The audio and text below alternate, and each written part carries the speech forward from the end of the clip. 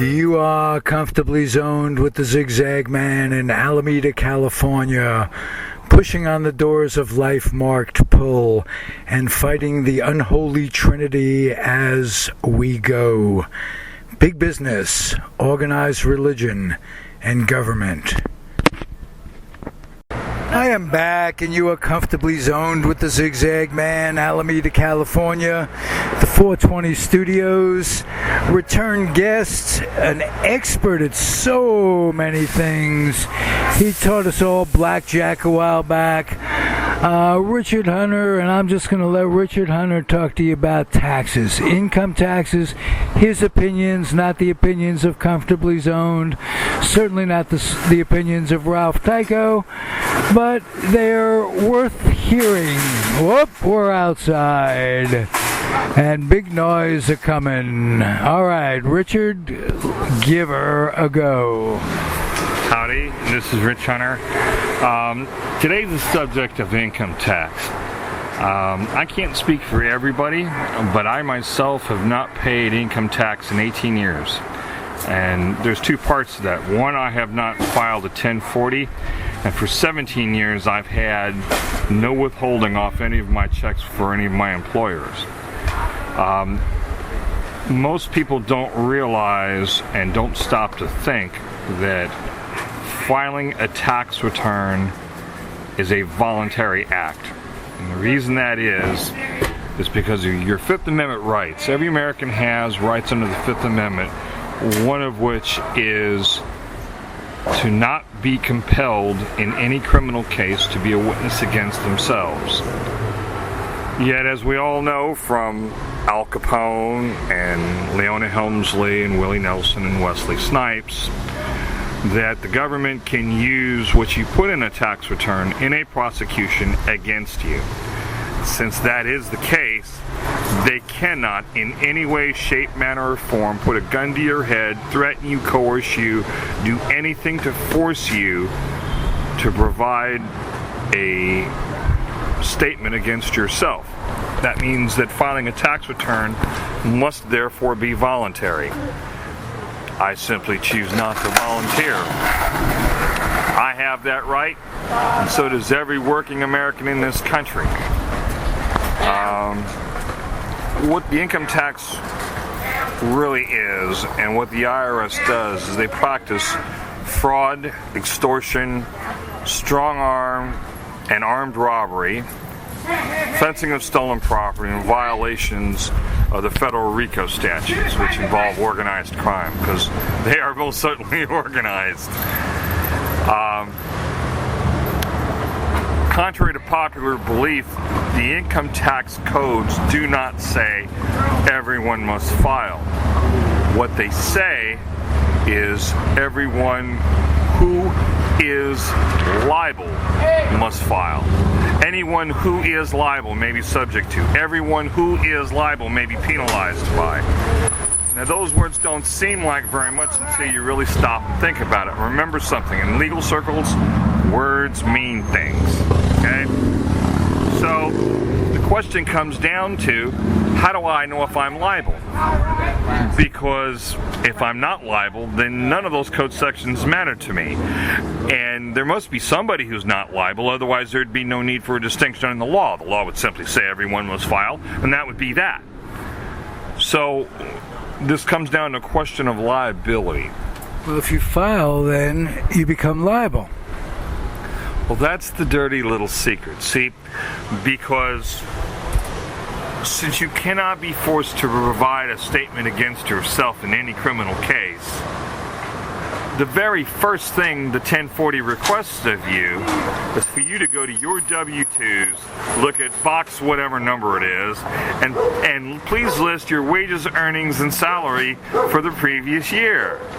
In other words, they're coercing you into making a voluntary statement in which you magically transform your wages, earnings, and salary into income by filling out the form and signing it under penalty of perjury. That's what makes you liable for the tax. And the government just sits there and says, okay, thank you very much, pay me. Or they'll say, here's some money back that we already took off your check. Okay, so you've been doing this for how many years? 18 years. You're not doing it for 18 years. How have they tried to come at you to get their bucks? I mean, you've been a working individual. They sent me a bunch of notices, and they listed a bunch of code sections. And so I went down to the Alameda County Law Library, and I started looking up the code sections. And that's when I found out the difference between liable versus not liable. And I wrote letters back to the IRS. I've said, first of all, the Supreme Court defined the term income as a, quote, net profit or gain from corporate activity, and stated specifically it does not include wages, earnings, or salary, as there is no net gain but merely an exchange. In other words, exchange of time for labor. Exactly. In other words, you have the right to contract with any employer you choose to. You provide him X amount of hours worth of labor. He provides you Y amount of money in exchange. Now he files a W-2 form, or he files a 1050 or whatever it is that says that he paid you money. He writes it off his business expenses, and the IRS does what? Again, sends you some notices? Do they follow it up with calls? Do they make calls in your house? Well, when they sent me the notices, and I noticed the issue of liability, they sent me 9 demands for returns and said that I owed X amount of money for each year they said I owed money for. I contested the fact that I owed them any money, and that I was required by any statute of any kind to submit a return. And I told them 2 principal things. I said, if you can show me a code section, Title 26 U.S. Code, that defines a liability to pay a tax on my wages, earnings, or salary, I will do so. Not until then. I said, second thing I want you to show me the Supreme Court decision that requires me to violate my Fifth Amendment rights by submitting a tax return to the IRS. I says, I will do either one if you can demonstrate that, but I will do nothing until then. And then they went away? What they did was they responded the first time, and they sent me 9 letters, almost all of them identical. And they said, we will be extending your case for an additional 45 days while we research your claims. So this was, the first letter I sent him was 23 April 2012. So 45 days ended as of 1 July. For another 11 months, I heard nothing. Then June of 2013, I get a letter from the IRS from the Cincinnati office. And what they said was, we have determined that your claims are frivolous, and we need to warn you that the federal courts have imposed severe fines and penalties for such frivolous claims. Yet I noticed 3 things. There were no court cases cited.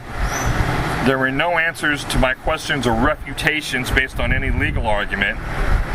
There was no summons to federal court.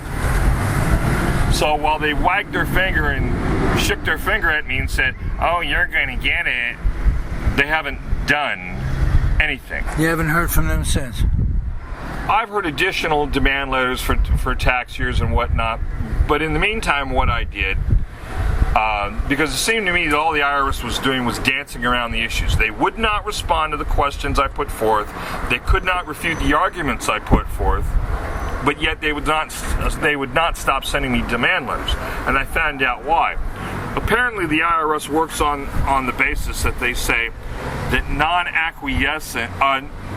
non-response is acquiescence. In other words, the IRS sends you a letter, and they say, we believe that you owe us $1,000, and you have 30 days to respond.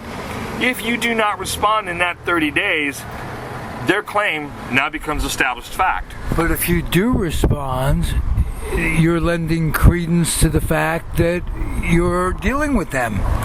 There's nothing wrong with dealing with them if in your response you say, no, I do not agree with your assertions, and here's why. I based my refutations on clear legal issues. I said, show me the law. I said, show me the Supreme Court case.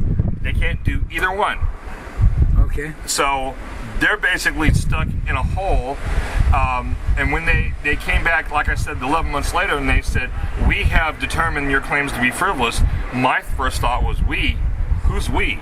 You people got a mouse in your pocket? You know, my whole thought was, I told you clearly what I know to be true. There is a ton of case law precedent about people's rights under the Fifth Amendment. Can the IRS even produce one case to the contrary? Yeah. The answer is no. So how are they going about getting your attention and at least having you stay awake sometimes thinking about it?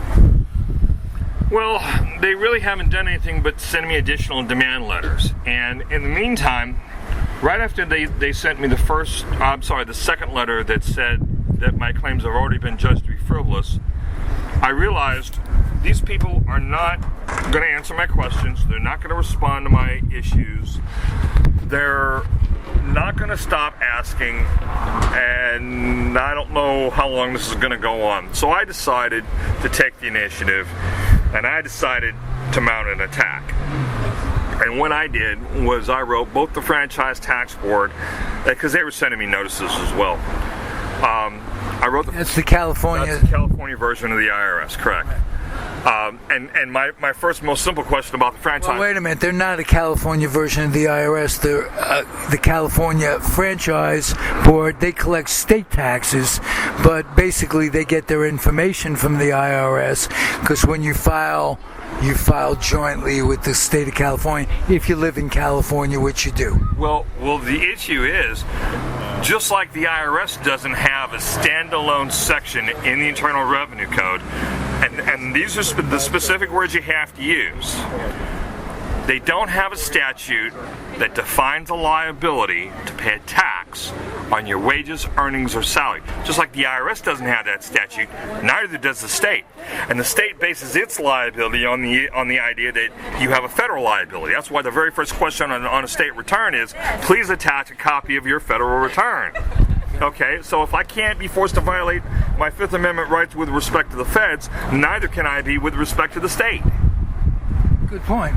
You know, so, but anyway. So does the state try to come after you?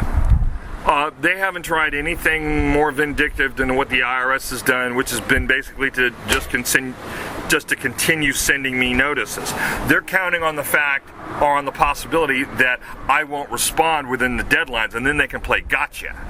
Okay. So as long... Do they ever go to your bank and just take out a few bucks every now and again? I've gotten no liens on my bank account. I have had a lien a couple of times on a paycheck from an employer, and the way I don't know if I put a stop to it, if they just decided to fire me rather than be involved with it. There's overlap, and I can't really differentiate where one ends and the other begins. What I told the employer was, I says, look, the notice of lien and levy that you provided me is signed by a collections manager. That's funny, because last time I checked my constitutional rights, the Fourth Amendment is clear. It says, the right of the people to be safe and secure in their persons, houses, papers, and effects against unreasonable search and seizure shall not be violated. I'm sorry, but that means that a warrant has to be signed by a judge, not by some collections manager weenie. And I said, that has all the legal standing of toilet paper. So what did your employer respond with? A layoff notice. Oh, okay. So sometimes fighting for what you believe in, whatever it is, good, right, or indifferent, isn't all that easy. And you're up against an organization that's pretty well put together and has us by the balls. If they could simply go stop a check from being issued to you, so you're out some money for the time you worked and didn't get paid? Well, here's the thing. Right now I'm trying to seek legal assistance to sue the IRS and the Franchise Tax Board for violation of my 4th, 5th, and 6th Amendment right, because your 6th Amendment says, your 5th Amendment says that no person shall be deprived of life, liberty, or property without due process of law. Due process of law has been defined as a trial by a jury of your peers to determine facts in question as to whether or not you've had a violation of statute law. Okay? I received no due process from the IRS or from the state. They merely made an allegation, which is unproven. Okay? But they took the money. Yeah, isn't that something? What they do is they bully your employer into complying with an unsubstantiated request, is really what it comes down to. And all the employers usually hide and slide and play games on their taxes, and the last thing they want is an audit. Now, if you don't comply, we're going to audit you. Really? Okay, I'll just take his money and give it to you. Just leave me alone. Well, the fact of the matter is, any audit can be killed simply off of 2 very easy questions. First question, when they give you a notice of audit, it is not going to be signed by a judge. And the 4th Amendment is clear. Signed by a magistrate. Not some collections manager weenie. That's a nobody. That's toilet paper again. Okay? If it's signed by a federal judge, in the case of the IRS or in the case of the state, by a state judge, then it's valid. Okay? But everybody's afraid of the IRS or the state, so they just comply and they say, oh, please don't audit me. What's the second one? The second question is, okay, Mr. IRS guy, if I give you all my papers and records, can you use the information in them to prosecute me? And the obvious answer is, of course. Well, I'm sorry. On that basis, I'm going to have to invoke my 5th Amendment rights. Have a nice day. Okay. And they got nowhere to go. All right. There is nothing they can do. Let's leave it at that. Thank you for informing me and my audience. I appreciate it. You're an interesting guy. We've talked about, in past shows, we talked about blackjack. Now we talk about the IRS. You got a great brain working there, Rich. I'm telling you. I'm trying. You know, there's an old saying in the U.S. Army Special Forces that says, "Free your mind and your ass will follow." You know, it's very simple. Well, you're a character. You're a character in Alameda. You're fun for me to visit with every now and again. We laugh together. Sometimes you laugh at me. More often, I laugh at you. Oh. Just don't laugh at point. Okay. Just because of the way it is, it's just. Yes. Yeah, I'd like to make another final comment. You know. Another final comment. Another final comment. Yeah, that's redundant. People have to understand that if there is no law that allows the government to do what they've been doing, then what it means, in essence, is that the government is in fact stealing from you. And people have to make a decision. First of all, they need to research this subject for themselves. Second of all, they need to make a decision. And usually the reason people don't want to know this is because they don't want to be faced with the responsibility of having to make that decision. Because, you know, telling the IRS to go get stuffed, it's going to bring down wrath. Hopefully not a lot of wrath. And that goes into one thing we passed over. I didn't really get a chance to comment on. Between the time that I got the letter that said all my claims were frivolous, I decided that I was going to have to push the IRS into a corner. And what I did is I wrote both the IRS and the Franchise Tax Board a really nasty, vile, anal retentive, fuck you in your ass kind of letter, suck my dick, kiss my ass, go fuck yourselves. I wrote all that and more because my thought was, if they have anything legal they can do to me, this is going to bring it on. And why do you want it brought on? Because I wanted to paint them into a corner that proved that they had no law. Okay. Okay?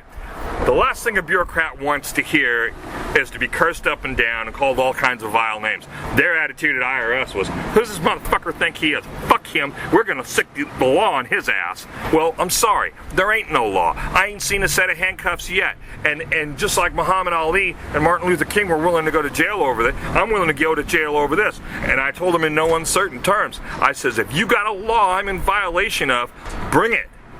Let's do this. Let's get it on. I says, otherwise, shut the fuck up and go away. Okay. You know? And So,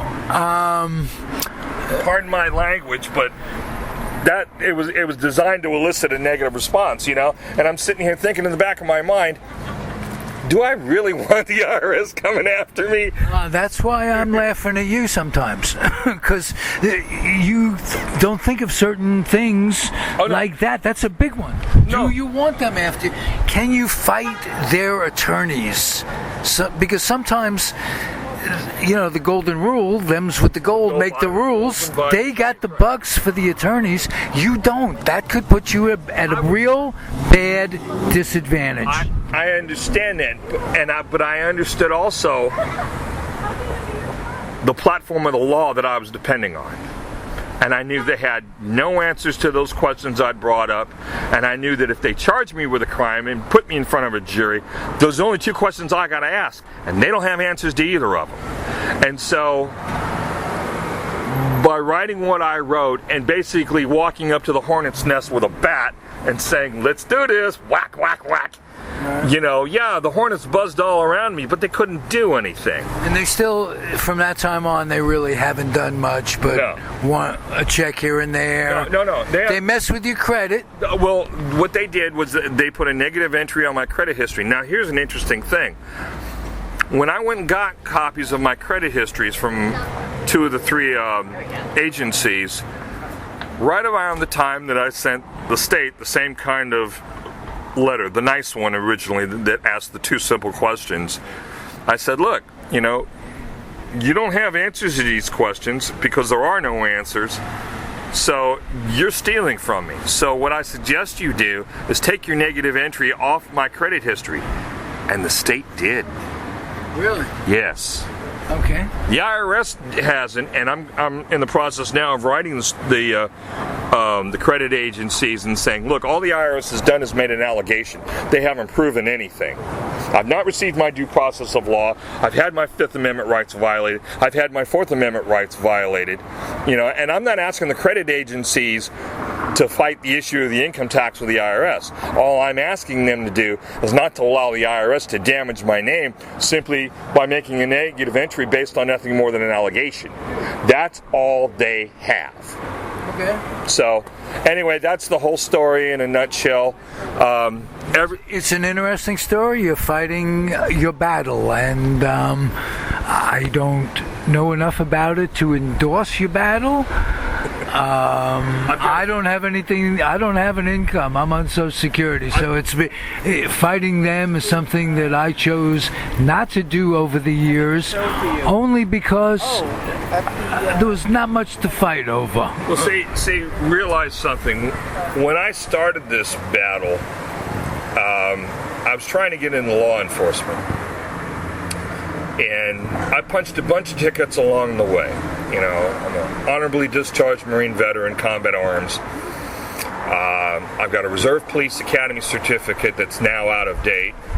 I was pursuing a 2-year criminal justice degree on top of a 4-year degree in political science from UC Santa Barbara, and I got that on a 2-year Army scholarship. I worked almost 4 years down in West Oakland housing at the Acorn City Towers projects. So I was doing law enforcement. I was just getting paid security guard wage. Because when you work on private property as a housing officer, you're expected to have a knowledge of the penal code and make arrests if needed and things of that nature. It's almost like being housing police, where as soon as you step off the property, you have zero authority. But while you're on the job, on property, you have basically the power of police. So, like, you're a cop. Do they say, like, what is it, every 2-3 years you have to shoot some unarmed pregnant woman? Well, no, I never had anything like that. I did have... That's why I laugh. Go ahead. I did have a couple incidents where I had to draw my sidearm, and in one instance, had I chosen to pull the trigger, there's not a court that would have convicted me. This guy had a knife. I really didn't want to do that if there was any possibility of getting a hold of him and everybody still being in one piece. Yeah. You're a serious guy. You went into police enforcement, law enforcement for the right reasons. You have a right wing yet a valid opinion on things. It's not way out there. Are you appalled with the way the police have taken off over the country, like Albuquerque, for instance? In the last 3 weeks, they've shot 3 unarmed people. Hundreds over the years. The federal government has to come in and take over the Albuquerque Police Department.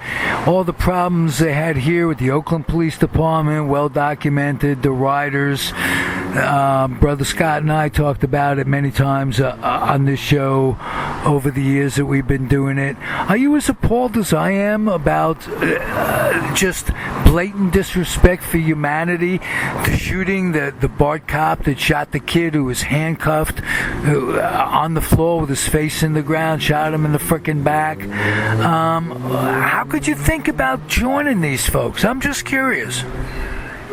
As far as the BART shooting goes, I think the officer simply made a mistake. There's only 2 possibilities, and I can't conceive. Well, I don't want to. It's not right. One, it's totally untrained. What? That's the other thing. He was totally freaked out, or he used it as an excuse that he was going for his taser. Well, the other officers that were there testified in court that he screamed "taser, taser, taser," and instead of it going zzz, it went pow, and he just about crapped himself. I think that was a mistake on his part, but then the question becomes, why taser him? Well, exactly. If the kid's handcuffed face down on the ground, why taser him? Why taser him? Okay, so I don't want to go over whether it's right or wrong. The BART thing, well documented. There was a movie called Fruitvale, if you're out there. Okay, so but I'm just, from another human being, are you as appalled? I'm a left-winger, you're a right-winger. You're a gun guy. You got guns. Right. I wouldn't put a gun in a cop's hand any more than I would let Colonel Sanders babysit my chickens. Very funny. All right, but it's not funny. And you're a cop wannabe. And do you see it? Do you see the craziness? It causes me serious cause for concern, because across the country, the police are being militarized. There's been this big thing about they want shaved heads and spit shine boots and guys that just follow orders and don't question. And for my dealings with the IRS, let me tell you, organized crime begins with the United States government. Well, you know. So you're not happy with the police force as it is. Is there a police force that you join? I honestly don't know. It's a young man's game, and I'm not a young man anymore. I'm not a true believer anymore. You have to be a true believer up to a certain point. What is it that they believe in?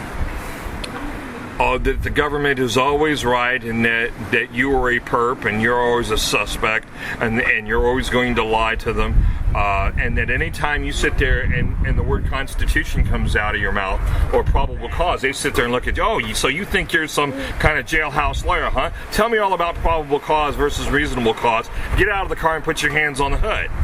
You know? And you know, that's not the way the police were originally supposed to be dealing with everyday citizens. Yeah, they were put into force to round up runaway slaves. Anyway, that's the way it goes. Richard, you're fun to talk to. You're very bright. I see where you're coming from. I see that you're a battler and you're a warm guy. Somebody has to be. Right. I wish you the best. I thank you for coming back on my show. and I'm going to end the segment the way I end most segments. And I want you and all of my listeners, I implore you and all of my listeners to keep your dreams wet and your humor dry. Keep your kids out of the waiting rooms of military recruiters. They are bad. They will ruin your kid. They will take your kid. Your kid will come back in a different way if the kid comes back at all. Just having been associated with the military. I'm a former airman, United States Air Force, Vietnam era, joined to stay out of the draft. I can tell you, I'm more importantly a veteran for peace. Check them out, veteransforpeace.com. And the last thing I implore you to do is to keep your kids off the laps of male clerics wearing dresses. It's really bad for you. If you're looking for daycare, that's not the way to go. So don't leave your kid unsupervised. And this is Hairy Palm Sunday in Alameda, California. So I wish you all the best. I'm ending the segment in no fear of anything. Thanks, Rich. Enjoy your day, my friend. Over and out.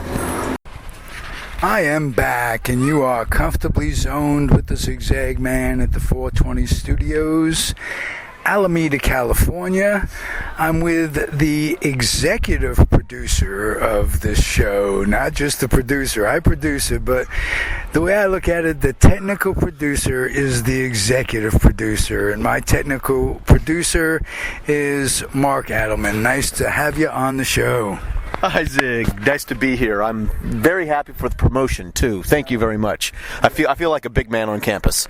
Well, you are, and one of the things I'm doing right now, Mark doesn't know it, I'm announcing the back to the original format on YouTube, where we combine a slideshow, a weekly slideshow, with the weekly podcast. So it'll be come out sometime Sunday night, Monday morning, and it will be a regular 2-hour plus show and a terrific slideshow that's been a hit before and something I missed making when I was just recording the shows through Speaker. They can be found on YouTube, and but they have no slideshow, and it takes something away from the overall production. So thank you, Mark, for getting the computer back in order, so gives us the capability of so doing. Well, I'm glad it's working out for you. Yeah, well, you've been a big help in the transition from when the show was initially broadcast on FCC Free Radio. Turns out it was not so free, and money had nothing to do with it. FCC Free Radio and the unenlightened management, Mr. Miller, that might be you, listen up, thereof, made the experience of FCC Radio a very mixed bag of nuts for the man I love, Ralph Mark Tyko. So here we are, and I couldn't have done it without your help. Thanks again. And we're going to talk about, Mark and I, some of the differences in where people live in this country. I just got back from a trip to Florida, and I took the Greyhound bus there and back. So if you have any questions about what I perceive to be Americana, spelled with a K, you just let me know. All right, Zig, I wanted to ask you about that trip to Florida. Let's start with the basics. I know you got back about, a week and a half ago? About a week and a half ago. And when did you go? How long were you there? Well, I was there about a month, and I went to visit deer camp buddy. Her name is Barbara Burton Stewart. Her and her husband Bob, they were terrific hosts, and I got to spend a month living in balmy weather. I grew up in New York. I can't begin to tell you how cold it was in the winter. People go away for the summertime, go up to the mountains. It was anything but balmy in in New York, my life, anywhere, my life's experience. And Florida in the springtime was really terrific, and it's makes me want to be bi-coastal. I had to you say can't that get that properly. kind of humidity here in California. No, it is a little bit more humid than it is in California, and weather-wise, for 360 days a year, Alameda can't be beat. This is true. If you average it out, it's like in the 70s. Not even averaging it out. I mean, the worst it gets is I schwitz up a storm when it's 85 degrees. People in the rest of the country look at me like I'm insane. Right. Well, you would not like Florida because this was steady 85. It got down to the high 70s in the evening. And like I say, it's just, for me, it was just the perfect weather of all the... I've become, in my dotage, what they call a hothouse plant. So it's got to be really warm for me. And I've lived in California most of my adult life. And Northern California is pleasant, but it's not balmy. Well, we'll get off the and weather. Florida has old Jews and their parents. Right, so So I got...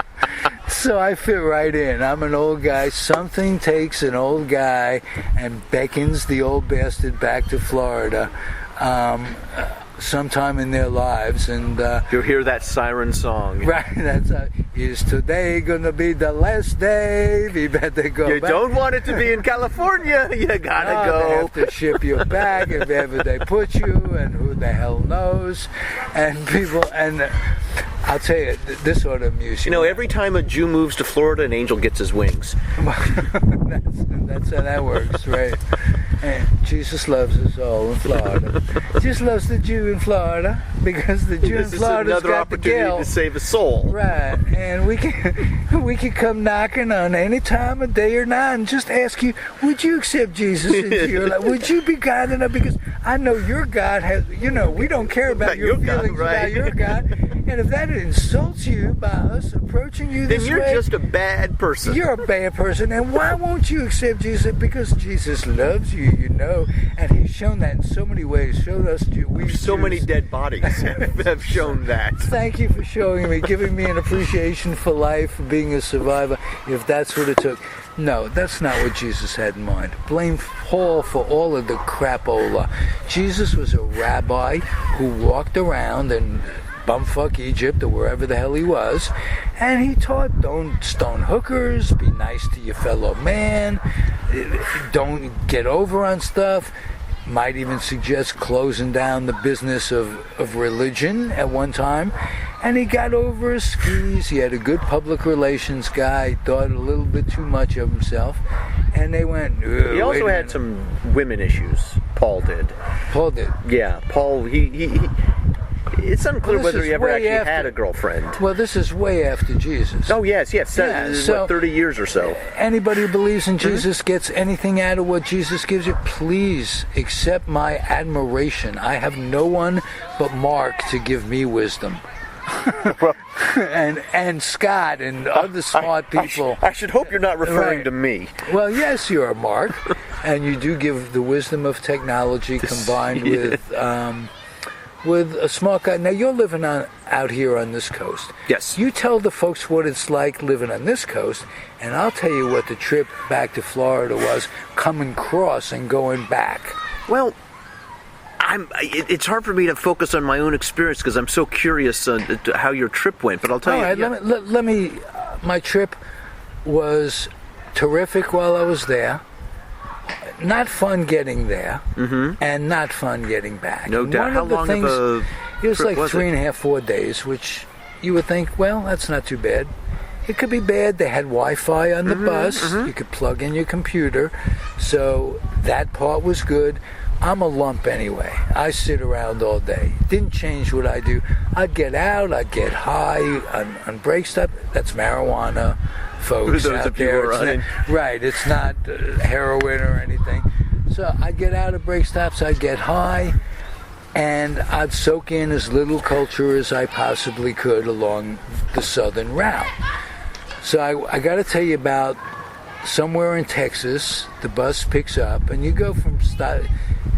Texas, from Dallas to El Paso, somewhere along between Dallas and El Paso. I'm sitting waiting for a bus. They take little breaks, and I see a woman screaming at her kid.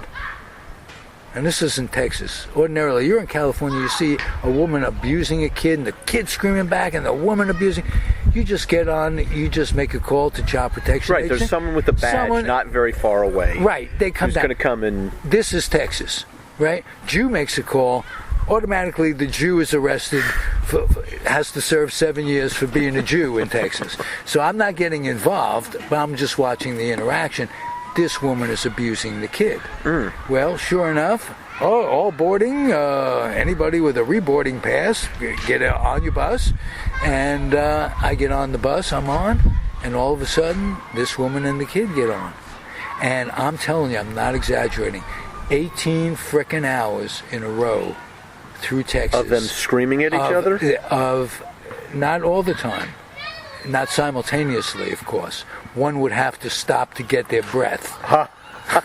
So they seesawed back and forth. Right. And you never blame the kid, because the kid, how can you blame a little kid who's not getting what the kid needs? And I've got to watch this interaction, and I've got to watch an oblivious bus driver and no one to call.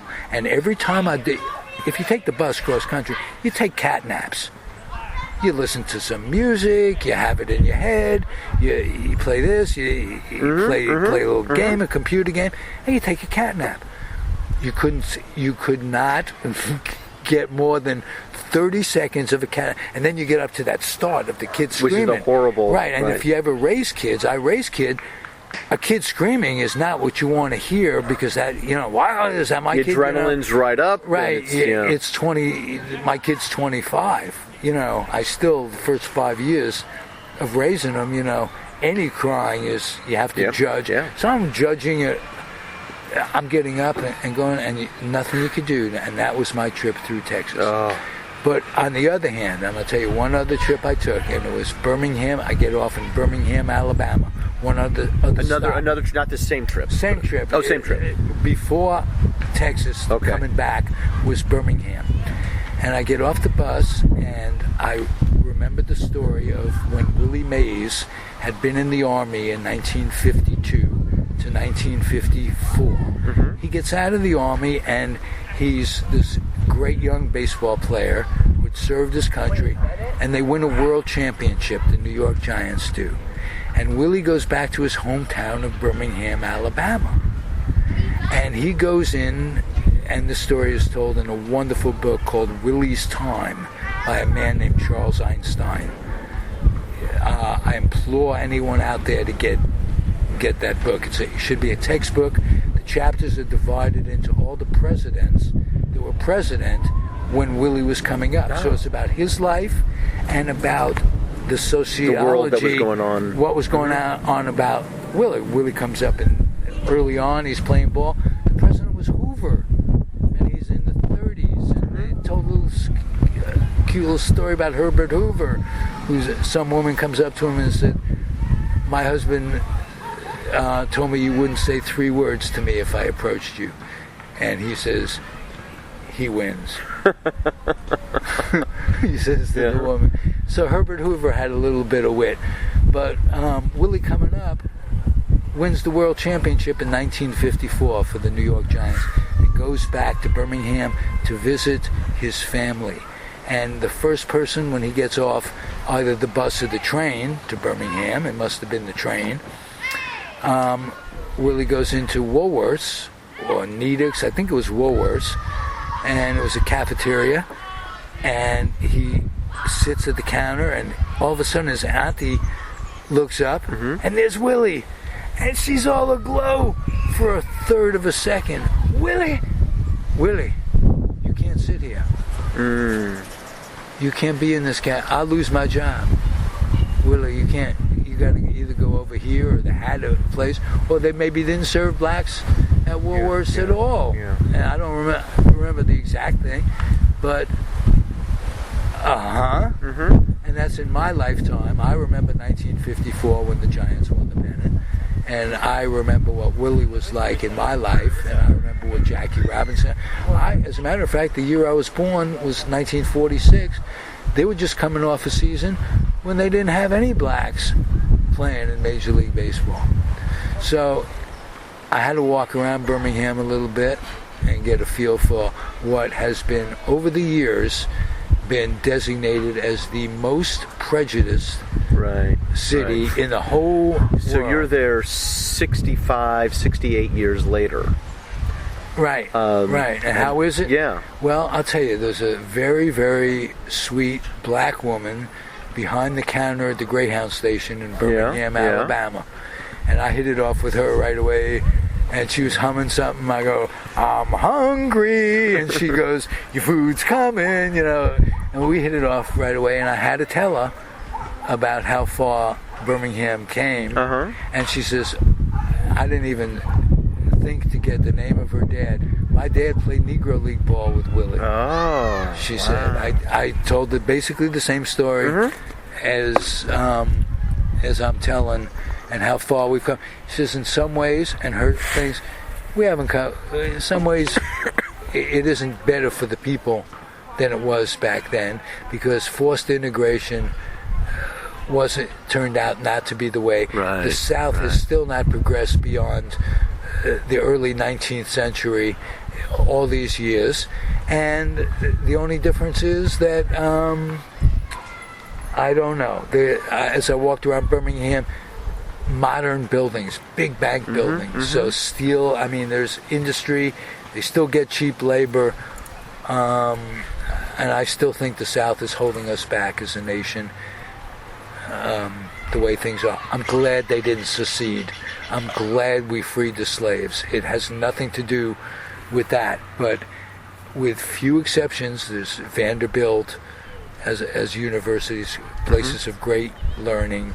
For instance, I can't think of many other. Vanderbilt, Clemson has a good reputation, but they're terribly anti-Semitic and anti-progress. Given what I know about Clemson from their football program and what have you. So the South sucks. And Texas is Texas. I mean, you go all the way through it. Well, if you can get through it. Right, you're in Texas forever. You're in Texas forever, and like I say, so what I came to, I've always been afraid to fly for the last 30 years. I was in the Air Force. I know what goes into maintenance.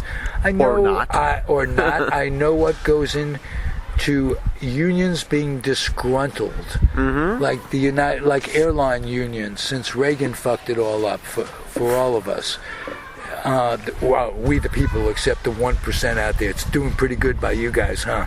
Eat shit and die, all of you. You can't give some of your money to social programs. Just off the top of my head. That's a little riff. That's a little riff off the top of my head. But because Reagan ruined the unions... That's okay, they'll edit that out for you. No, they won't. This goes right on there. You take me comfortably zoned. I'm comfortably zoned in my world. Not me and yours. That's out there, Mr. Audience, and that's what the reason we do this show.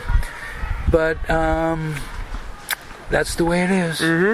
So you were telling me you were going to tell me about this trip. Let's start with the trip out there. You're boarding the bus here in over in Oakland. Yes, as a matter of fact. First thing, I met two young guards. Now, the police in this world, they're quickly taking over, the industry of police. They recruit the thugs, generally, you would think. Two nice young people, a man and a woman, were the guards, checking the baggage as you go in. And I looked them in the eye and I said, I'm assuming you want to get into law enforcement. Oh yeah, I'm going to school for parole, this, that, and the other thing. I say, I hope you make a difference. You make a difference, and I hope you get out of it before it ruins you, because you're only going to make a difference initially while you have your enthusiasm. The way it is, back from the Serpico days, police precinct are not the kind of people you want to grow up around. And I told them that. They just looked at me. I said, you looked at my bag?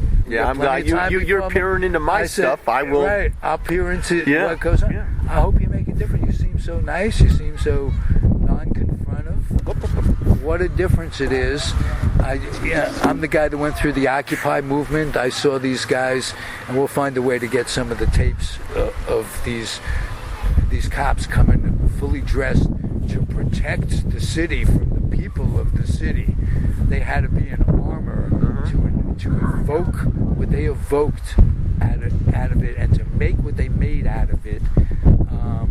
And to have the Occupy movement die was really sad. But these government people, they have us well under control, and we are now, if you have a little card on your license in some state, I don't know which one it is, somewhere in the South, they can track you with a GPS thing so they know where you are. Because God forbid an illegal alien who is coming into this country to work, to do the jobs that the unemployed don't want to work at, and keep the price of food the way it is. God forbid they should do well in this country and be able to send back some money to their family. Exactly, oh my God. Wouldn't that be so horrible? Because you know what? They weren't born here in America. And that's the bullshit that you hear on the bus, other people talking when you go through, not just Texas, through Fresno. From LA to Oakland, the final step, they go through Fresno and all through the countryside to pick up these little hamlets, or whatever, and the audacity of the Border Patrol twice going back, once going there, to come on the bus. Oh, that's horrible. Oh yeah, anybody who's a Jew who grows up a post-Holocaust thing, who sees a brown-suited guy with a gun to wake you up at 4 o'clock in the morning, Border Patrol or in El Paso, hey, are you a U.S. citizen? We have and it goes through your head, right? We have ways of finding out if you are a U.S. citizen. Where are you from? We can do this the easy way. We'll take you off the bus and put you on the train right now. And they gladly do that, and with that kind of attitude. And I'm an American citizen, so you could imagine how some poor guy must feel who has to. And I'm an American citizen. I don't want to start with accents or dialects and fuck with their heads and because they have a gun and they have about as much ability. They have a gun and no sense of humor. So I had to go through Atlanta. You know about the new gun law in Atlanta? I don't know if you do. No. In Georgia, you can take a gun anywhere. Now, when I say anywhere, that could mean the Greyhound station. Yep. Which you can. Yeah. Now Greyhound searches you, so if you have a gun, you can't get it. You can't take it on your bus. So as a private organization, Greyhound says no, but as a law, the law says you can unless the private company says not on our property. So I'm watching. My head's on a swivel the whole time I'm in there with my little Star of David. Coming out, my look of disdain for the world, such as it is. But I try to come. I want to get through this, and I want to get through it nice. But I'm listening up. Where can you have a gun? Everywhere. You can now take a gun into your favorite bar in Georgia. Now I'm thinking, what could go wrong with that? Well, there was an author, a science fiction author, whose name escapes me right now, has the best quote in the world. And, well, maybe not the best, but it's pretty high up there. Kurt Vonnegut? No, it wasn't Vonnegut. I'll have to get back to you with the name. Orwell, maybe? No. It was more science fiction he wrote in the 50s and the 60s, but it said that an armed society, that's a polite society. So you've probably never been to a bar with people so polite as the guy, the place in Georgia with the guy sitting next to you who just might have a gun. You're going to be awfully darn polite. I know. And in a polite bar society, that runs through. Yep. That's the first half hour of happy hour. After that, you get people who are, for better or worse, my drug's better than yours. I smoke marijuana. Some people drink. Yeah. All right, so I'm not making judgments per se, but I am making judgments. Nobody ever shot anybody because he was too loaded. But that notwithstanding, and not everybody shoots people because they're too drunk. But what could go wrong between being drunk, alcohol, my drink, your drink, my woman, your woman? So, granted, there should be there should be something regulating the bar system, where you come into the bar, you lock up your gun. I don't know if that's the case. I know they just got as far as legalizing guns anywhere. Church. I mean, I think a Carole King song about the guy shooting up the congregation. I mean, Smackwater Jack shot the congregation.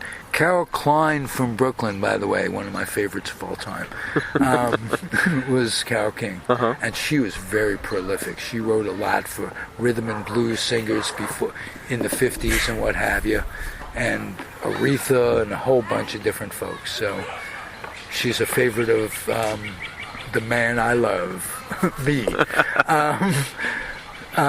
So there you go. That's the South as I see it. I think in Georgia, to pass a law like that is in some ways progressive, because in some ways I'm seeing Brother Scott's idea. You should be armed against these people. They could be coming to get you. And so I see it, but I also see that many kids that have been shot, accidents, kids with finding a gun where you wouldn't think a kid could crawl up someplace. Wow. Kid found the gun. That sort of stuff. I don't know what can be done. You got to appease the hunter, but does anybody really need a clip for your gun? Can you give me one? Except maybe the other guy has a clip. Well, that's just it. And when that other guy has those brown shirts coming after you on the bus, you want to be packing at least as much as they are. That's a good point. I can't argue that whatsoever. But it hasn't gotten that way to the masses. When will the masses who aren't getting social help, who one generation to another generation grow up poor and uneducated, and they're fodder in the wars and what have you, when will they have had enough and say, hey, I'm going to take my business away from you guys and come up the hill after you? It would be nice to see them wake up and say, I don't want to fight your wars anymore. Right. That would be nice, but as it stands right now, economic draft, and if you keep the jobs away, you can force them. It looks good to have 3 hats in a cot sometimes. Oh yeah, and some promised training that always turns out. And I was in the Air Force, and it's just Memorial Day. Had a lot of time to think about it.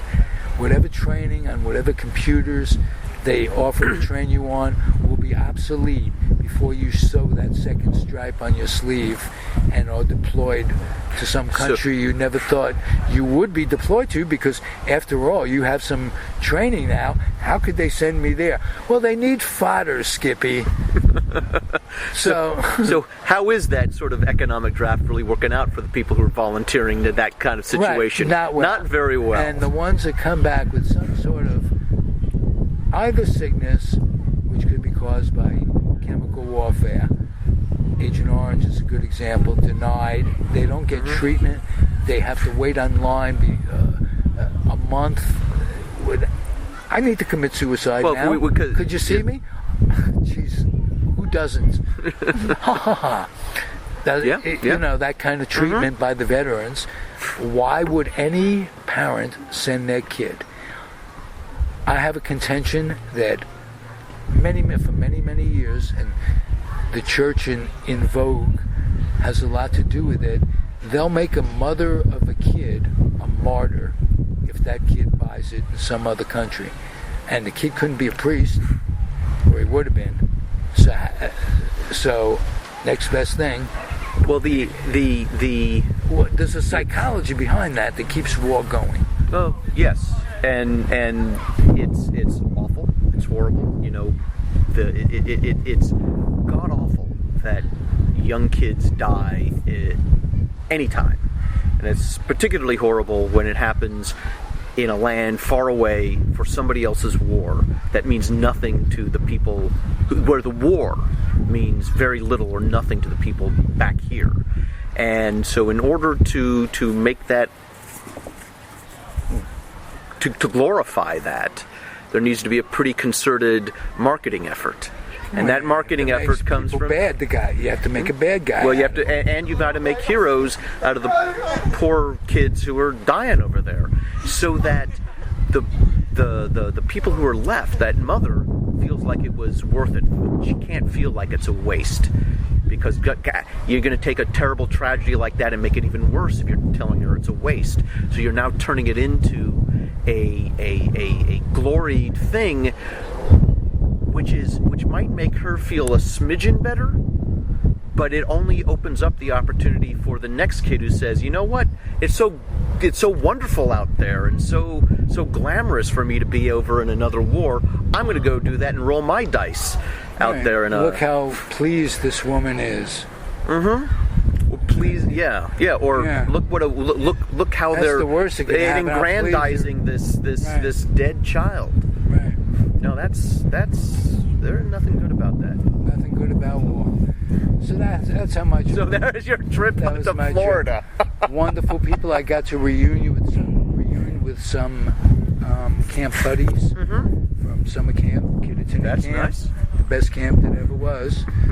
And got to meet a friend, Dana, who told me, a camp person who said, you know what? All camps are great in their own way. So I got to appreciate the experience of others who had the wonderful experience separate from Kittatinny camp, yet equally terrific. And how old were you when you went to that camp and met? I was what was her name? with Barbara. Barbara Burton. Yeah. Was she started going to that camp in '61? She's a year, maybe a year and a half younger than me, and my last year was '62. So we had 2 years.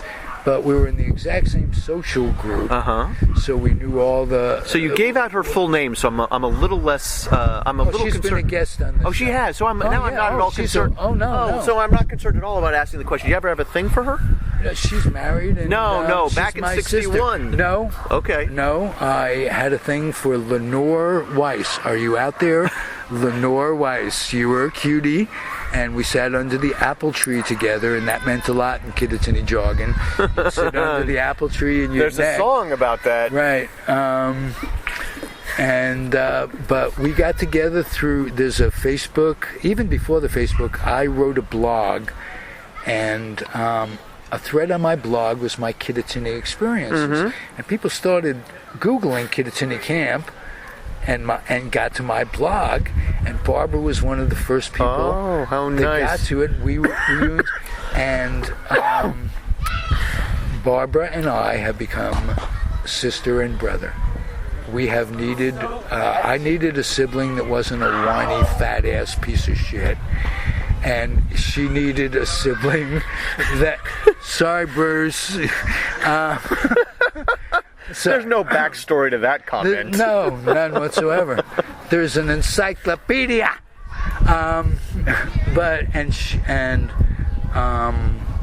Barbara tragically 10 years ago lost her brother Rick, who was a Kittatinny camp person, and I got to really interact with Barbara and her husband, who was Rick's brother-in-law, and for one reason or another, I got off the bus, and they said, Bob goes, holy Toledo, that's Rick. I look exactly like Rick, and Barbara and I have had the same political stuff all these years on Facebook, and she's a big dog person. I got to, and as am I got to interact with their dogs, and Dana's dog Charlie, I got to meet Charlie, and other dogs at a dog park, one of whom didn't like me, but for the most part, nipped my little finger, the little shitty. Now it's a little littler. Right, I'll be all right. Did too. Yeah. But yeah. Look at that. Yeah. So fortunately, this is a radio show, and you folks can't see this. No. It's an oozing wound of green, pussy. It's green, pussy. It's just drying out. But dogs will get you. But I interacted with their dogs. I had a great time, and they were terrific. Well, and my friend Dana has a dog named Charlie, who's very exceptional, and it's just a cool trip. And so now I'm back, and I appreciate you being on. Well, thank you. And this has been a blast. This is a nice segment to welcome me back, helping me with the computer. I'm going to put a nice slideshow up with this for the first time in a long time, and I will end this segment in a way that I end most. I implore people to keep their dreams wet and their humor dry. Keep your kids off the laps of clerics wearing dresses. All the time. If you need childcare, call me. I recommend we'll go to the yellow page.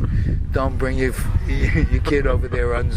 And keep your kids out of recruiting stations. Military recruiters will lie to your kid, and when your child gets back, and I'm a veteran, you come back. If you're around supporting the war, even if you're not over there, it's kind of a mindset that it takes a while to get out of. You're around a bunch of people, even if they're a parody like they were for me. When I was in the Vietnam era, I mean, it was a joke. I was a Boy Scout. The Boy Scouts had adult leadership. The Air Force, not so much. And that's the way it was. Keep your kid out of there. And most importantly, I implore you, Mark, and the RDI, could be as many as one, but if it's RDI, it's at least two. But I implore you to keep on keeping on. Over and out. I am back. You are too. Comfortably zoned. I'm the Zig Man. We're at the 420 Studios in Alameda, California. I'm back from Florida. My intention is to be bi-coastal at the very least. I love Florida. And Mert and I grew up. My guest, Marty Rose. Mert, how you doing? Good. Yeah, though we grew up in cold New York weather, wishing we were in Florida every moment of our lives in the wintertime. Am I right? That's true. It was many days of freezing our butts off walking to school together. I remember that well. Jackson Heights to Elmhurst. That was our trek every day, going to Newtown High School. Before that, way before that, we went to every school together, every grade from the, I don't know if you had Miss Devlin in the first grade, but I know we both had Miss Ross in the second grade. Right. And we grew up in Jackson Heights, and we've shared some great stories along these lines. The shows are archived, so if anybody wants to go back and check out what any of these shows, you're certainly welcome to. And Mert, when you come on, we talk Met baseball. We were both original Met fans after the debacle of two major league teams leaving New York in 1957. And it's always politics, and if you trace it back, it's the money in the politics. Do you remember Robert Moses and how he just... Absolutely. Yeah, he was...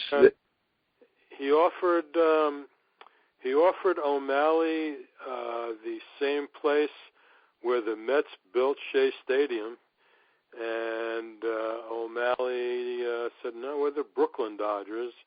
We're not the Queens Dodgers." And so that was the end of that. Right. He had a pretty good thing set up in L.A. where they gave him the land and the ballpark, and they built a beautiful ballpark which stands today as a gem. Yep. And I can't. Right now, as a matter of fact, I got it. Oh, they're playing. They're playing tonight. Mets won again today. It's Sunday, and it's June 1st. I'm delighted about that because it had been a rough couple of weeks, and now their good pitching has taken them into 3 straight extra inning games with the Phils. 2 of the 3 they've pulled out. And they're getting some clutch hitting, and you were telling me due to hit one out tonight. So, in the 11th inning, 2-run homer. Yeah. Kind of nice. And Wright hit one the other day, got a base hit, got to hot in. So, in the same extra top of the extra inning, they're getting some good relief pitching, and we got a future ahead of us, provided guys like Harvey come back strong and they don't give up too much of the pitch. They got a very good nucleus of young pitching right now. Very good. Right. And as a matter of fact, one of the key things that they did in the last couple of weeks is they got rid of those 2 washed-up guys in the bullpen, Farnsworth. Velarde being one. Yeah. Yeah, Valverde and Farnsworth. And they brought these kids in, and they're using them in the late innings. This Familia kid.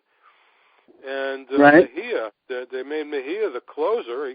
He got the save today, although he did give up a home run to Marlon Byrd in the bottom of the 11th, but there was nobody on. Well, now that's a guy the Mets should have kept, Marlon Byrd. He came into his own with them. He was a late bloomer, a heavy-duty prospect from way back who just didn't develop with Texas, and they didn't. The thing is, the money that they could have used to re-sign him, maybe they thought he was a 1-year deal and that's it. Maybe they thought he wasn't going to do it again. But to bring in this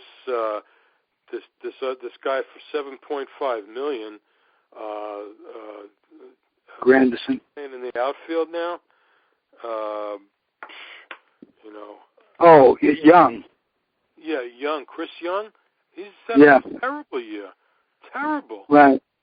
Well, he had a terrible year last year too with the A's, and I was one that thought he'd be a help because they messed with him last year, and he's a good hustling ball player, but you never know.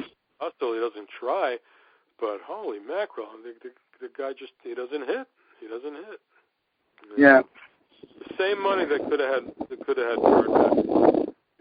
Right. So that's bad management, and I was hoping for more in terms of turning it around through some good baseball decisions from Alderson, because he brought in guys, DePodesta, all these guys who had general managing experience, heavy-duty scouting backgrounds, and they could have done more. Although you got to admire the way they built the pitching staff, and very good. And they were curtailed by funds with Will Ponsky going through his stuff, and well, the ownership doesn't want to put out any money at all, zero. Right, which is unbelievable in terms of the amount of money they have available to them in TV revenue, and just being a New York team, for Christ's sake. If you can't do right by the team, and I was the Met fan that hated Steinbrenner for doing what he did, but I'd much rather have a guy like Steinbrenner who's putting everything he can into it, win, lose, or draw, than it's New York, for crying out loud. And there's a certain something about New York that. I mean, the Dodgers were here last week for 3 games. I think they drew like 22,000 for the Dodgers. No shit. Yeah. That's horrible. So I mean, people just are not putting up with it. They had a double header. They'd make up for a rainout. I think Pittsburgh, a one admission doubleheader. I don't think they had 20,000. There's probably less. The place looked like three-quarters empty. Yeah. People aren't standing for it. They're not. All right, Mert, it's time. We haven't done this with you as a guest. As you know, a lot of this show is not only talk to the most interesting people about a myriad of topics and interesting stuff and all this, but I like to fight what I call the Unholy Trinity, which is, as I see it, big business, super big business, the government, and I'm not talking about the mailman, I'm talking about the government, right? And organized religion and their tax write-offs and this, that, and the other thing, and whatever damage they do or don't do by conspiring for war with the government and sending out missionaries and always keeping the armament companies rich and powerful. And what do you got going against the Unholy Trinity in your head that you look at things and you go, whoa, it wasn't this way when life was a little more simple in the 50s when we were growing up? Well, you can't touch religion. I don't even discuss it with people, to tell you the truth. It just no, I'm not talking about any of these things. So let's talk about what the government is doing that particularly irks you, or any of those things. I just thought I'd. I tell you. How about the veteran? You're a veteran. I'm a veteran. We're both Air Force guys. Yeah. How about the scandal going on in the last week or so, which caused the resignation of the head of the whole operation, about what's going on with the veterans and how they're being treated and how they're being ignored? Yeah, well, that's a serious problem, and the head guy that stepped down, you can't put it on him. It's the people that run the actual hospitals and take the appointment, and they're just overmatched, with the number of guys that need help, whether it's physical or mental, both nowadays. There's just but more money needs appropriation for that, and the cycle of war after war after war that produces these veterans coming home in need goes on and on and on, and absolutely. It's a little depressing is all. And one of the things about this show, I get to vent about it a little bit. Yeah, well, look, if you remember in the 1960s, there was a guy named Phil Oakes that sang a song that said, "We're the cops of the world." And you know what? We're still the cops of the world. Right. Phil Oakes said, "I ain't marching anymore." And that's what he's saying. Exactly right. Yeah. We're the cops of the world. And why? That's imperialism, and that's... Well, I know why. Because we got the money to be the cops of the world, number one, and everybody thinks that what this country does is the right thing. It's a moral issue. What this country works against, or what they want to make you think, they work against terrorism. They try to work against hunger. They try to work against medical problems in the world. There's not enough medicine. There's not enough food. I mean, I think basically, people around the world, I think, look at this country in that regard. They do. But why we have to be the ones to settle things all over the place all the time, that's a problem. And I think that's sort of coming to an end. It seems like it's coming to an end. We're not sending troops like we used to send troops all the time. Right. The big thing is boots on the ground. No more boots on the ground. That's what everybody's saying now. So at least you don't know about it. Right. That's another thing. And as we both know, having been in the service, there are things that people know about and things that people don't know about. Right. Exactly right. What they're really doing, no, we really don't know. But I do know this, that our big business armament companies sell armament to both sides. They're the ones that make out. When some country, they're the ones that rebuild it. They're the ones that are making record profits, and people are being paid diddly, and jobs being outsourced, and it ain't good, Mert. But thanks for listening to me, Betch, and thanks for coming on and talking netball. One thing, the center fielder has impressed the hell out of me. And I know we spoke earlier in the week. Lagares, what do you... Very good. Yeah, he's one of the best center fielders out there right now. And, he's hitting close to 300. He might have dropped off a little bit, but his fielding is excellent. He gets a great jump. He catches up to everything, and he's got a good arm. And, when he wasn't playing every day, the press was really getting on them. How come this guy's not out there every day? Are you kidding me? So now he's out there every day. Yeah. And Tejada's doing it in terms of defense, at least? Well, you know what? They brought this kid up, Flores. They said he was going to play shortstop, right? So they put him in there. He's not a shortstop. He actually has no position. And you think maybe a little bit of offense, but he's not hitting either. So he's hitting 222. All right. So So as soon as this guy came up and he got hurt, they put Tejada back out there. Tejada's playing like he's playing for his job. Right. It lit a fire under him. Well, yeah, he's a pretty good fielder. Actually, in yesterday's game, he was 3 for 4, but he's still hitting 227. But that's a problem. A whole organizational problem is they have no hitting. There's no hitting in the minors, and there's no hitting up here, except for Wright and Lagares.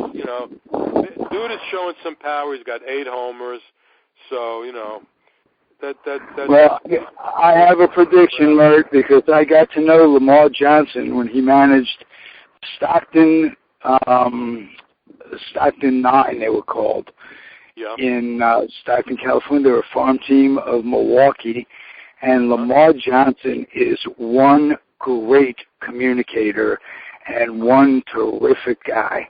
So I'm glad he was hired as batting coach of the team I love.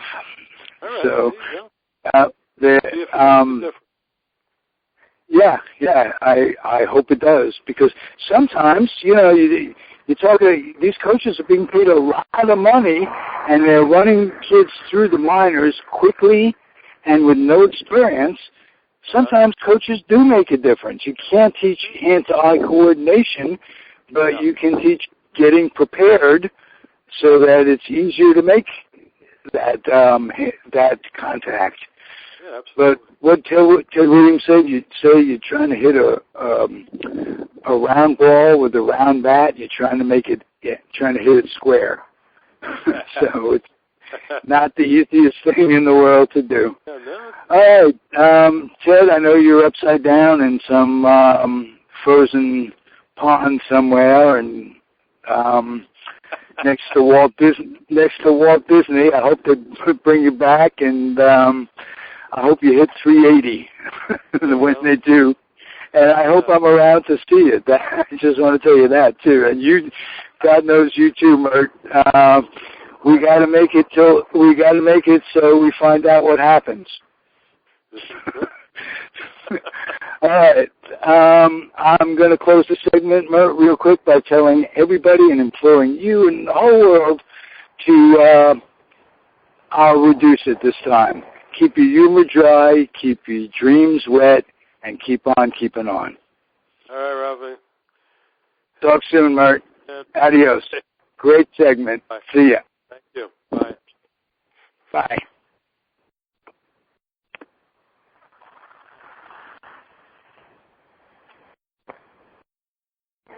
I am back, comfortably zoned, Alameda, California, back from Florida at the 420 Studios down by the Lagoon in Alameda. Couldn't make the produce market, Shyama. Sorry, Shyama, as in trauma, Sachi joins us as my first guest. And you were the one that introduced me to how to remember to pronounce your name. Spelling has nothing to do with the pronunciation, and maybe you give me a little history about the name Shyama, spelled Shyama. Am I correct? That's correct. That's all right. the name. My mother was from India. And how old was she when she got to sunny old California? How old was she when she got to California? Yeah. She was 22. She came from Madras, India, didn't know a soul here, and put an ad in the paper, and a family from Orange County agreed to sponsor her, and she lived there and was kind of a nanny. And the son I'm still friends with, and he's still someone that I'm in touch with on Facebook and see every once in a while, so it's been a nice... Very cool. Now, we've talked about your mom and the influence she had and her peacefulness and her spirit and all of that.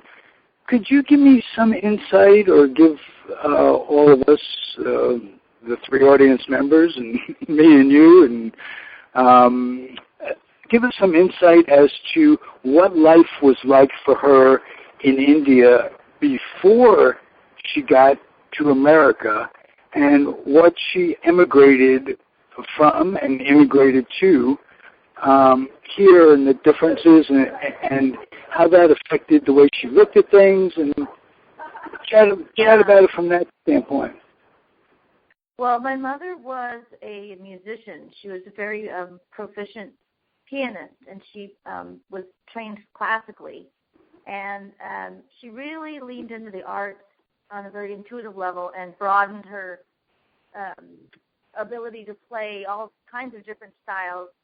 And her mother was a Christian missionary, actually. She had an orphanage and was very dominating with Christianity in a way that was very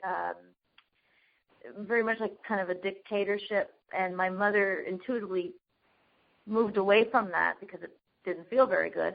Her father was a filmmaker, and her parents divorced when she was fairly young, so she kind of became the man of the house in terms of supplementing income. She was put to work very young as a bank teller. She was an airline stewardess. She was always doing something different, and as well as music, and so she was always very independent financially. And everybody told her, you can't come to the States, there's a waiting list, you don't have a visa, all the reasons why. And she said, I trust God, and I feel like that's what, there's a way. And she always thought out of the box, and she was very creative, so she put an ad in the paper, and there she was. Right. Now, you've inherited basically the best of two worlds, because your dad, as listeners to the show know, is Wally Haig, and you're a second-generation show business person on both sides. So that, which not only that, but the culture. Your dad is an Irish American. Am I correct? That's right. So, you told a wonderful story the last time you were here about when the tradition of getting married when one walks in front of the other. Would you repeat that for those who? Well, 8 weeks after my mom met my father, which was immediately when she came to the United States, she met him at his place of employment, and they were married 8 weeks later. They eloped to Vegas, and Dad says when they were on their way in to the chapel, she was walking behind in a kind of traditional subservient Indian way, and when they walked out of the chapel, he was walking behind. He said it was I really love that story because you just they transcended each other's culture. And your mom was young when she passed away. Was it a shock? Was it a sudden illness? It was. It was very. It was a shock to find out that she had cancer. It wasn't a shock that she died because it was a year of, just right. I'm fighting. Have you? Just incidentally, I just on Facebook read this published story. It was sent to me by the Chicago Times. This isn't, the Onion or anything. About what studies have actually been made with cannabis, marijuana, hemp, whatever you want to call it, hemp oil, the derivative of the plant, not the part that gets you high, the part that has been curing people of cancer. And the government has known about this shit for years and years. Back when Nixon commissioned tests to be done, and he just ignored the results, and no money was put into study, and people, it's just sickening. And as I mentioned on a Facebook posting, they need to dig Nixon up and screw him back into the ground. I mean, that's how bad and everything he begat this country to be. So your mother was just one of the... Dad actually did kind of have an impact on Nixon's political career because he had documents that proved a loan that was taken out by the Nixon family to pay for Nixon's brother's restaurant, and Howard Hughes was the one who made that loan for $205,000. Dad has an amazing story. You'll have to hear about it sometime. Wow, yeah, your dad worked for Howard Hughes at one time as a private detective. He's one of the most, as are you, one of the most eclectic people I've known and the most interesting. So, John's running a little late. John Winter, your partner, and the theme of the show is going to be long-term relationships that people in show business maintain, oftentimes from different cities, different states, away for weeks, months at a time, and you're a couple that's made it work, not always ideally, and when I say that, nothing is I'm sure there have been bumpy roads along the line, but you're talking about 10 years now, am I correct? Yeah, we're going on our 9th year this year. Oh, well, all right, 9 years. That's my history of over a 9-year period with 9 different women. Is a little different, and coming from that, if you average it all out, something makes it work for you, and there are people in comedy and music that mate for one reason or another, and what are some of the things that you could tell them that might behoove them, young people? You've been doing this a long time. I'm older than you are, and you started doing this in the 80s. So let's pass on a little wisdom to folks coming in who just don't know about acceptance, about doing what you can with what you got, and not being able to change certain things. Yeah. What is it that you'd like to pass on along those lines? I would pass on 3 words that my mother always used, and they're quoting Joseph Campbell, the mythologist, historian, follow your bliss. And I think, for me, my mother was far more interested in playing her piano and organ and singing and performing and composing than she was, housework or cooking dinner. That just wasn't her thing. She wasn't raised that way. She was raised, just always at the piano, and that was her bliss. And, she would just go into the zone. And I grew up seeing somebody who was given the space to do that. My father never held her back or restricted her or chastised her for not putting energy into other things that most of the housewives were doing, because he was also that way. They were kindred spirits. They were both very much into. Now, I'm backed up for time on this particular segment. Tell me, conversely to what you learned from your mother, what did you learn from your father? That because he was involved with, obviously, a relationship with someone in the biz, and he made it work just as you guys make it work. What's something you picked up from your dad along those lines? I would say my father is the same as my mother. They were both cultural mavericks in the sense that they were very unconventional.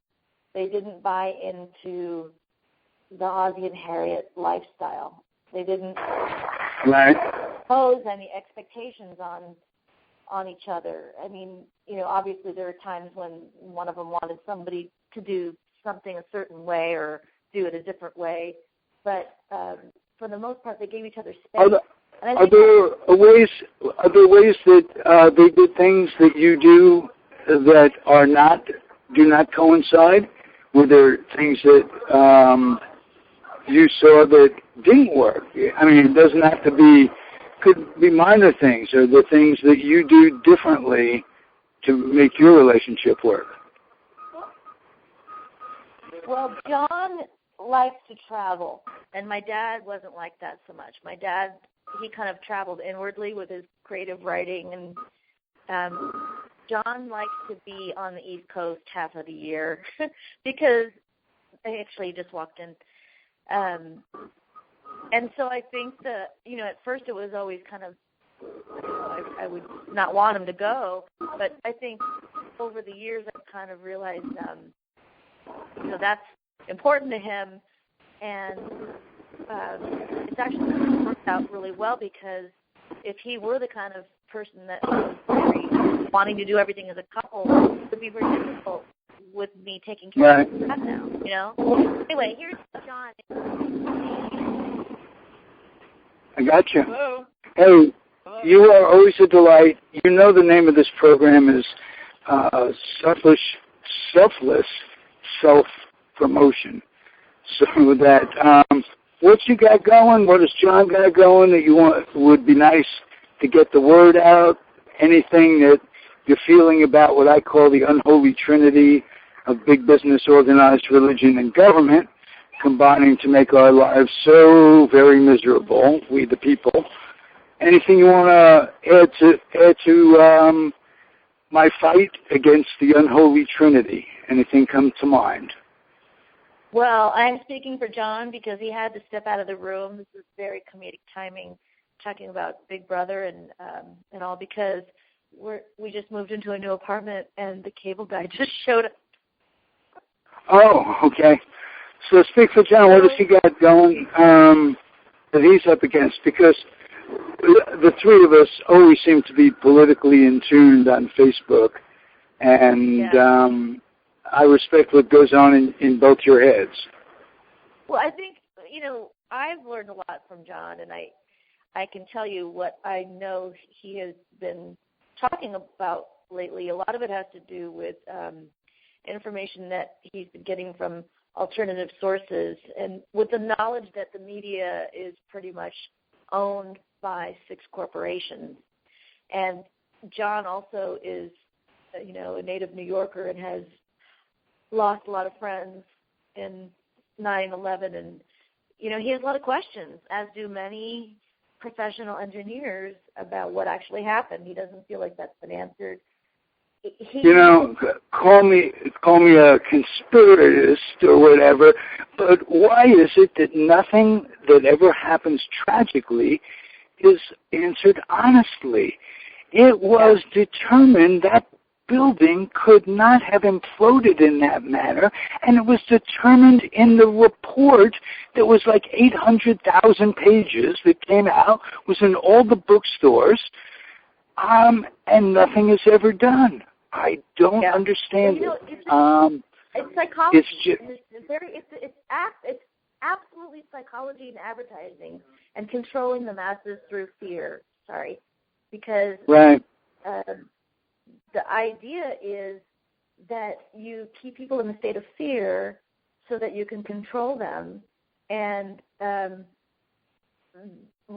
one of the things that has come out of this has been a group of engineers and architects that are all AIA, certified. They're all, professional architects, particularly of high-rise buildings. And there's like 15,000 of these signatures, and they still haven't gotten the report. But the point is that they're all objective. And a good part of this documentary, I think it was called Experts Speak Out. You can Google it. But they say there's a good section dedicated to the psychology, and they had social workers and psychologists talk with us. This is the key, psychology. Why do people get so uncomfortable when you even broach the subject? You are perceived as anti-patriotic. You're perceived as a rabble-rouser, a conspiracy theorist.